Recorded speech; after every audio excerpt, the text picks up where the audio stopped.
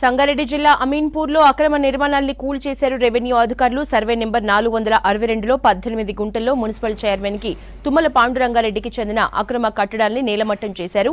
పాండురంగారెడ్డి ఎకరం భూమిని కబ్జా చేసినట్లు గుర్తించిన అధికారులు కూల్చివేతలు చేపట్టారు. కూల్చివేతల్ని అడ్డుకునే ప్రయత్నం చేశారు పాండురంగారెడ్డి. రెవెన్యూ అధికారులతో వాగ్వాదానికి దిగారు. జేసీబీలు రాకుండా లారీని అడ్డుపెట్టగా లారీని తొలగించి షెడ్లను కూల్చేశారు అధికారులు. మండలం పరిధిలో ఎక్కడ అక్రమ నిర్మాణాలు ఉన్నా కూల్చివేస్తామని హెచ్చరించారు.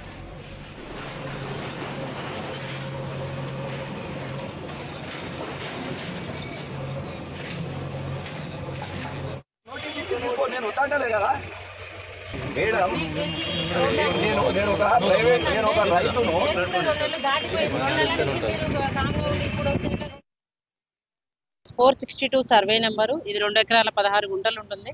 చాలా వాల్యుబుల్ ల్యాండ్, రోడ్డు పక్కమ్మటే ఉంటుంది. దీంట్లో మేము ఏడీ గారు సర్వే చేసి ఎంక్రోచ్మెంట్స్ ఉన్నాయని మేము ఏడీ గారికి రిపోర్టింగ్ చేయాల్సిందిగా కోరాము. ఏడీ గారు రిపోర్ట్ ఇచ్చారు. దీంట్లో 38 గుంటలు ఎంక్రోచ్మెంట్స్ ఉన్నాయని తేల్చారు. 38 గుంటలు మేము డిమార్కేషన్ చేయడం జరిగింది. దాంట్లో ఫ్యూజన్ స్కూల్ వాళ్ళు 17 గుంటలు అది వాల్ కట్టుకున్నారు. అది కూల్చేసాము. తర్వాత ఇక్కడ కమర్షియల్ షెడ్ నిర్మాణాలు జరిగినాయి. అవి కూడా ఇవాళ డిమాలిషన్ చేయడం జరిగింది. టోటల్గా ఇప్పుడు 462 సర్వే నెంబర్లో టోటల్ డిమాలిషన్స్ అన్నీ అయిపోయినాయి. ప్రభుత్వ భూమి మా పరిధిలోకి మేము తెచ్చుకోగలిగాం. అంటే హైడ్రాక్ కూడా కంప్లైంట్స్ వెళ్ళినాయి, మాకు కూడా కంప్లైంట్స్ వచ్చినాయి. దీని మీద కంప్లైంట్స్ రావడం బేస్డ్గానే మేము దీన్ని సర్వే చేయించడం జరిగింది. తర్వాత ఐలాపూర్ గ్రామంలో కూడా 119 సర్వే నెంబరు, అది 400 ఎకరాలు. అది కూడా కోర్టు కేసులో ఉంది. అయినప్పటికీ ఈ మధ్య కొంతమంది అన్నోన్ పర్సన్స్ అక్కడ ప్లాట్ చేయడానికి స్టోన్స్ పాతడం జరిగింది. అవి కూడా ఈరోజు మార్నింగ్ తీసేసాము. కానీ ఎక్కడైతే కాంప్లికేటెడ్ ఇష్యూస్ ఉన్నాయో, పట్ట ల్యాండ్కి గవర్నమెంట్ ల్యాండ్కి మధ్య డిస్ప్యూట్స్ వస్తున్నాయో అక్కడ కొంచెం సర్వే చేసిన తర్వాతకే తీయాల్సి రావడం జరుగుతుంది.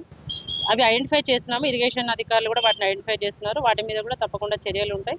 గత 15 రోజుల క్రితం మా గవర్నమెంట్ నంబర్ మేము సర్వే చేసుకున్నాం.